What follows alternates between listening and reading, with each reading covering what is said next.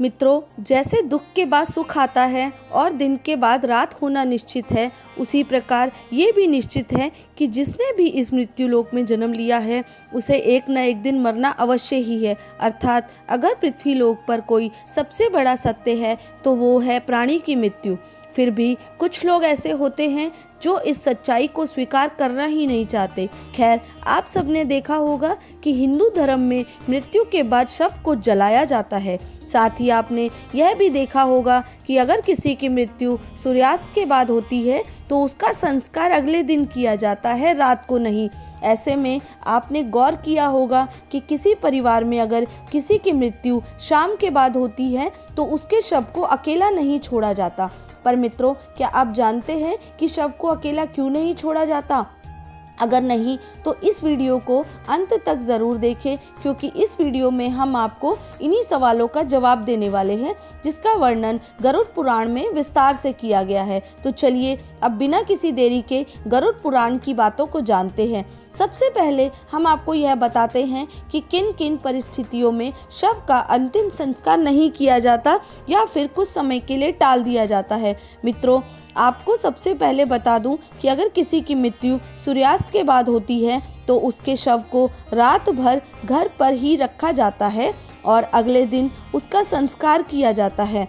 इसके अलावा अगर किसी की मृत्यु पंचक काल में होती है तो उसके शव को भी कुछ समय के लिए घर पर रखा जाता है और जब पंचक काल समाप्त हो जाता है उसके बाद ही उस प्राणी का दाह संस्कार किया जाता है। क्योंकि गरुड़ पुराण में बताया गया है कि अगर सूर्यास्त के बाद अथवा पंचक काल में किसी मृत शरीर का दाह संस्कार किया जाए तो उसे मोक्ष की प्राप्ति नहीं होती। इसलिए अगर किसी की मृत्यु रात में हो जाए तो ऐसी स्थिति में लाश को लेकर शमशान घाट नहीं जाते और मृत प्राणी की लाश को घर पर ही रखा जाता है। सुबह होने का इंतजार किया जाता है और ऐसे में मृत शरीर को एक भी पल के लिए अकेला नहीं छोड़ा जाता। कोई ना कोई व्यक्ति हमेशा रखवाली के लिए मौजूद रहता है। मृत शरीर को अकेला नहीं छोड़ने का सबसे बड़ा कारण है कि अगर मृत शरीर को अकेला छोड़ा जाए तो हो सकता है कुत्ते बिल्ली जैसे जानवर उसे नोच खाएं। और गरुड़ पुराण में माने तो मृत आत्मा को भी यमलोक के मार्ग पर यही सब यातनाएं सहनी पड़ती हैं। साथ ही ऐसा भी माना जाता है कि अगर शव को अकेला छोड़ दिया जाए तो उसमें से गंध आने लगती है। तो ऐसे में ये ज़रूरी हो जाता है कि वहाँ कोई ना कोई व्यक्ति बैठा रहे और धूप या अगरबत्ती शव के चारों तरफ जलाता रहे ताकि शव से आने वाली दुर्गंध चारों ओर ना फैले।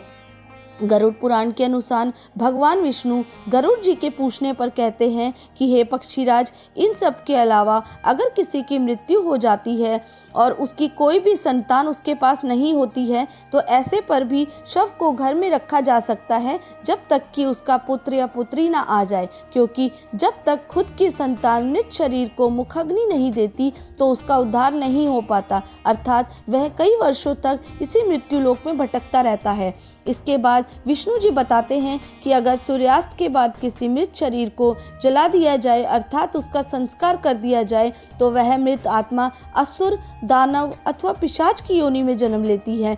यहाँ उसमें कई तरह के कुष्ठ सहने पड़ते हैं और यही वजह है कि हिंदू धर्म में रात को संस्कार करने से मना किया गया है।